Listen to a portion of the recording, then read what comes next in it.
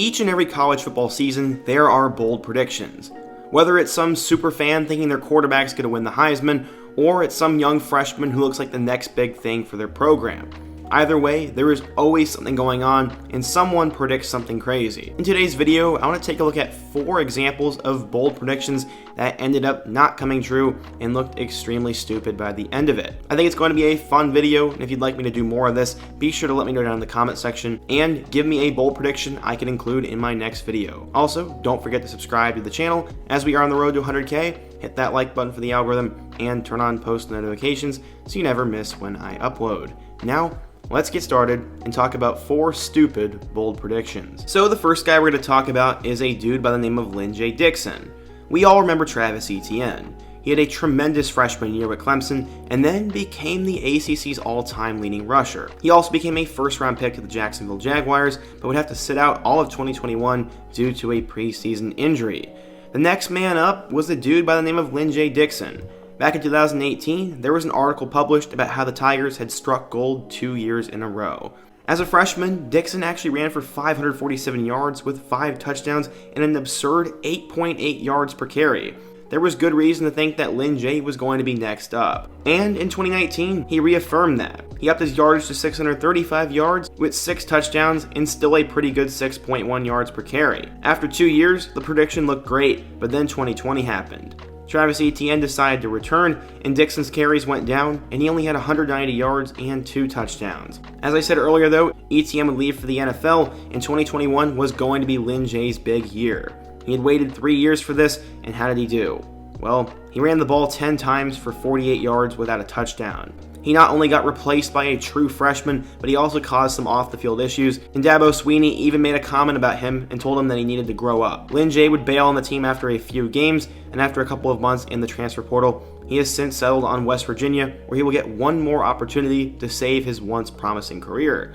The bold prediction of him being the next great running back had some merit, but ended up falling flat. Boy, oh boy, we all remember Jeremy Johnson. He was the Auburn quarterback who was supposed to win the Heisman Trophy after showing flash in 2014. Instead, it became a disastrous career that is one of the biggest what-ifs in SEC football over the last few years. Coming out of Carver High School in Montgomery, Alabama, Johnson was a huge deal. The 6'5", 240-pound quarterback was a 4-star recruit who not only was an Army All-American, but also the number 11 pro-style quarterback in the nation. Schools from all over the country wanted him, and he had big-time offers from multiple SEC programs. He'd ultimately decide to stay home and commit to Auburn. Some thought the Tigers would lose their commitment from Johnson as Gene Chizik was fired, but he decided to stick with his commitment after they hired Gus Malzahn. Johnson was a 4-star player and someone who had a lot of hype going into his Auburn career. In his first 2 years on campus, he combined for 9 touchdowns and nearly 1,000 all-purpose yards.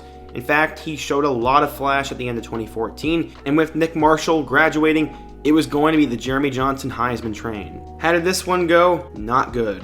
In their first game against Louisville, the Tigers did win 31-24, but Johnson only had 137 yards with 1 touchdown and 3 interceptions. This was completely embarrassing, and week 2 was almost 100 times worse. In a game against an FCS school known as Jacksonville State, Johnson threw 2 touchdowns and 2 picks as they had to go to overtime against the Gamecocks.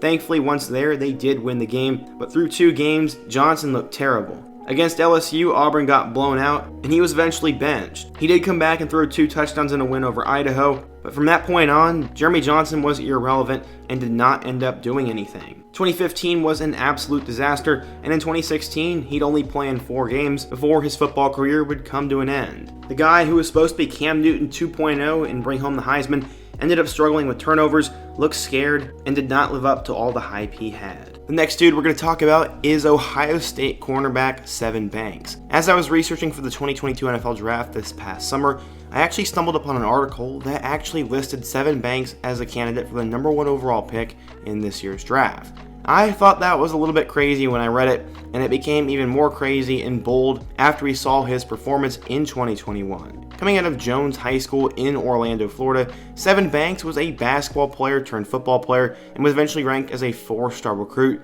and the number 23 cornerback prospect in the class of 2018. He would arrive at Ohio State with a decent amount of hype, but being stuck behind a lot of talented dudes meant he was not going to play a lot at first. I mean, he had guys like Jeff Okudah, Damon Arnett, and Kendall Sheffield ahead of him, And because of that, in 2018 and 19 combined, he only had 12 tackles, 3 pass deflections, and 1.5 tackles for loss. Those are not the kind of numbers that are to put you on the NFL Draft's radar. So how did he do in 2020? Well, that was arguably his best year, as he had 23 total tackles with 7 pass deflections and 1 interception. Please repeat that. Somehow, those were numbers that some considered to be number 1 overall pick worthy. While Sevyn Banks did not have the greatest production, he was seen as a guy who could translate to the NFL, and they were banking on him having a really good 2021 season. That is not how it went for Banks. In fact, he finished 2021 with 8 total tackles, 1 pass deflection, and no interceptions. While he did have a mysterious injury that was bothering him, he also was not in good favor with the coaching staff, as there were multiple games where he was available but did not play. Despite having stats of a backup, Banks was still projected as a first or second round pick for some reason. He ended up declaring for the draft and decided to stay so long to Ohio State. That wouldn't last very long though, as he'd eventually take his name out of the draft pool and enter the transfer portal. At this point, I don't know where he's going to go, but Sevyn Banks has had a very interesting story in the last year, and that bold prediction of him being a number 1 overall pick couldn't be farther from the truth. I couldn't find an exact article quote, but Jalen Berger was compared to Jonathan Taylor coming out of high school. Taylor had become one of the most successful running backs in college football history, and Berger hailed from the same state as him. Because of both that and the track record of Wisconsin's running back production, Berger was projected to be the next big thing, and people could not wait to see him put on a Wisconsin uniform.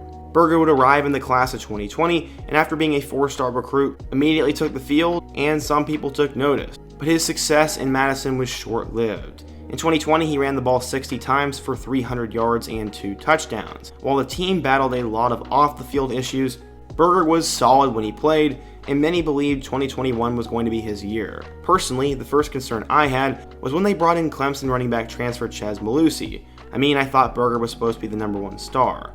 By the time week 1 had come around, Berger was not injured, but Malusi had started, and even Isaac Garendo had been playing over him. In total in 2021, Berger would run the ball 24 times for 88 yards and 1 score. That's when we found out that there were some off-the-field issues and he had gotten in trouble. While it's not clear what happened, and we probably will never know what happened, he decided to enter his name into the transfer portal and he'd had to find a new school. He would later settle on Michigan State. They had just taken Wake Forest transfer Kenneth Walker and made him into a Heisman hype kind of dude who will likely go in the first round. Will Berger be able to save his career at Michigan State, or will there be off-the-field issues that plague him again? I don't know, but all those bold takes I saw on Twitter about him being as good or potentially better than Taylor ended up being wrong. So yeah, in today's video we talked about 4 bold predictions that ended up not coming true, and hopefully you enjoyed the video. If you did, be sure to smash that like button, let me know a bold prediction I can take a look at in my next video, and check out all my other videos on the end screen. I hope to see you guys again soon, but until next time, peace.